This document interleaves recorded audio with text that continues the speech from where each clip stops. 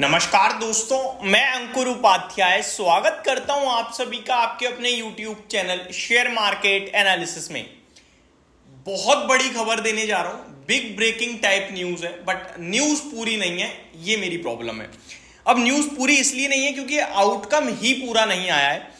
हम सभी अच्छे से जानते हैं कि सेबी ये जो डेरिवेटिव मार्केट है, स्पेशली ऑप्शन बाजार जो है, इसको कम करना चाहता है। रिटेल पार्टिसिपेशन बहुत ज्यादा हो गया है, ऐसा सेबी कह रहा है ऑप्शन ट्रेडिंग में, जिसको लेकर सेबी थोड़ा सा कंसर्न जताता हुआ दिखा है काफी बार। उसी को लेकर आपका बजट में फाइनेंस मिनिस्टर निर्मला सीतारमण जी ने क्या करा, एसटीटी बढ़ाया, ऑप्शंस पे ज्यादा बढ़ाया, फ्यूचर्स पे भी बढ़ाया, और उन्होंने भी केवल एक ही एग्जांपल दिया कि हम चाहते हैं रिटेल पार्टिसिपेशन कम हो ट्रेडिंग में। लेकिन हम सेटिस्फाई बिल्कुल भी नहीं थे उससे, क्योंकि एसटीटी बढ़ाना कोई भी मुद्दे का काम है ही नहीं। एसटीटी बढ़ाने से कोई रिटेल ट्रेडिंग नहीं रुकेगी, क्योंकि एक आम ट्रेडर, एक रिटेल ट्रेडर 0.02 का जो आपका चार्ज लगता है परसेंट का ऑप्शन ट्रेडिंग में, कोई कॉन्ट्रैक्ट साइज ओपन कर, कॉन्ट्रैक्ट नोट ओपन करके नहीं देखता है। वो बेचारा क्या इससे बिल्कुल भी हेजिटेट होगा, वो तो करता ही जाएगा। तो वो सरकार ने अपनी जेब भरने के लिए करा। लेकिन फाइनली हमारी जो होप थी, उम्मीद थी, वो सेबी से थी। हम चाहते थे कि सेबी को लिटरली अगर ये करना है, मतलब आप दिखाना चाहते हो कि हम रोकना चाहते हैं, लेकिन आप लिटरली रोकना नहीं चाहते हो, तो सिर्फ आप बोलोगे, करोगे नहीं। लेकिन आप हकीकत में करना चाहते हो, तो हमारी तरफ से 7 बड़े मुद्दे थे जो डिस्कस किए थे, जिसमें से 2 बड़े मुद्दे ये थे कि कॉन्ट्रैक्ट साइज बढ़ा दो। पहला मुद्दा ये था कि कॉन्ट्रैक्ट साइज बढ़ा दो, और दूसरा मुद्दा ये था कि हर दिन जो वीकली एक्सपायरी हो रही है, वीकली तो नाम की है, डेली एक्सपायरी है। आज ट्यूसडे था, फिर निफ्टी की एक्सपायरी हो गया आई थिंक आज, मेरे को तो इतना पता भी नहीं, मैं ट्रेडिंग वगैरह ज्यादा देखता नहीं हूं। आपका वेंसडे कल है, आपका बैंक निफ्टी की एक्सपायरी है, परसों थर्सडे है, आपका निफ्टी की है, उसके बाद फ्राइडे है, आपका सेंसेक्स की है, मंडे भी आई थिंक मिड कैप्स की होती है शायद। तो 5 ट्रेडिंग सेशन आपके लिए कोई ना कोई एक्सपायरी है। तो डेली एक्सपायरी है, वीकली नहीं है, डेली एक्सपायरी है। मैं तो ये कहूंगा इसको खत्म कर दो, मंथली एक्सपायरी कर दो, और आराम से बैठो, कुछ करने की जरूरत है ही नहीं एक्चुअली में, बस ये 2 चीजें कर दो। सेबी ने दोनों चीजों पे बड़ी अनाउंसमेंट दे दी है, और 7 टोटल बड़े बदलाव करे हैं, बट ये 2 बड़े बदलाव सबसे बड़े हैं जो मैं आपके साथ शेयर करने जा रहा हूं। इन दोनों चीजों को सेबी ने सुन लिया है, जो बाजार की डिमांड थी।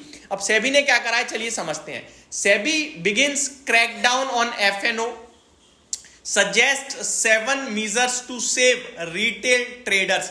क्या क्या किया है? पहला, मतलब बहुत बड़े लेवल पे बदलाव आया है, इतनी तो उम्मीद भी नहीं करी थी हमने।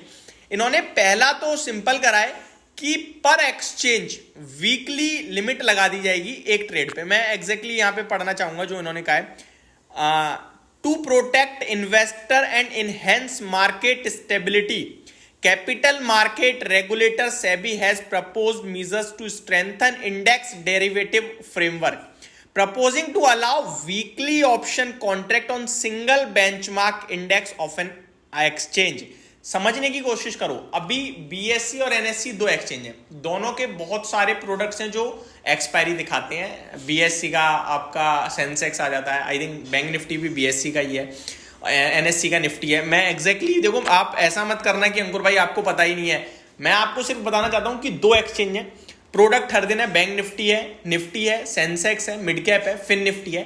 इनमें से कुछ प्रोडक्ट सेंसेक्स को, बीएससी को बिलोंग करते हैं, कुछ प्रोडक्ट एनएससी को बिलोंग करते हैं। अब ये दोनों एक्सचेंज ना वीकली एक्सपायरी एक प्रोडक्ट पे रखेंगे, तो ऑब्वियस है, मेरे को जहां तक लगता है, एक बैंक निफ्टी और निफ्टी, मैं एक बार चेक करना चाहूंगा कि बैंक निफ्टी किसका प्रोडक्ट है, क्योंकि बैंक निफ्टी अगर एनएससी का प्रोडक्ट है तो एनएससी के लिए बहुत बड़ी चिंता का विषय बन जाएगा कि वो निफ्टी को रखेगा या फिर आपका बैंक निफ्टी को रखेगा।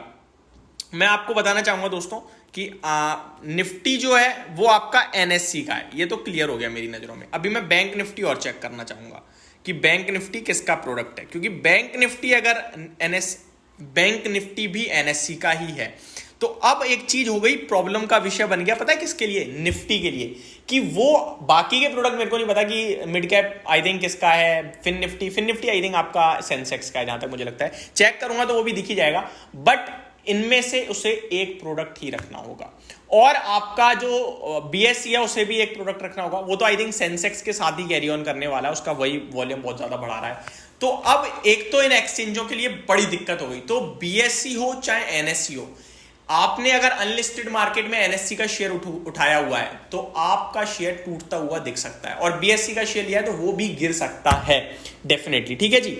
दूसरी बात, दूसरा जो बदलाव आया है वो दोस्तों आया है कॉन्ट्रैक्ट साइज में।